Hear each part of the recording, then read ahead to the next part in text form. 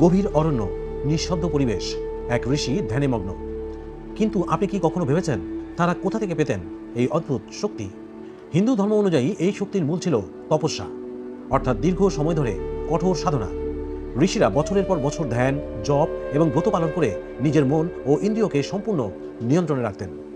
বিশ্বাস করা হয়, যখন মন পুরোপুরি একাগ্র হয় তখন মানুষের ভেতরের সুপ্ত শক্তি জেগে ওঠে। এই শক্তিকেই বলা হয় তপবন, যা সাধারণ মানুষের কাছে অলৌকিক মনে হয়। আরেকটি গুরুত্বপূর্ণ দিক হল ব্রহ্মচর্য এবং সংযম। ঋষিরা ইন্দ্রিয়ের ভোগবিলাস থেকে দূরে থেকে তাদের সমস্ত শক্তিকে জ্ঞান ও আত্মোন্নয়নের দিকে পরিচালিত করতেন। তারা প্রকৃতির সাথে একাত্ম হয়ে যেতেন। খুব কম খাবার, সহজ জীবন আর গভীর ধ্যান, এই সব কিছু মিলিয়েই তাদের শরীর ও মনের শক্তি বহুগুণ বেড়ে যেত। তাই ঋষিদের শক্তি কোনো জাদু নয়, এটা ছিল ধৈর্য, সংযম আর দীর্ঘ সাধনার ফল।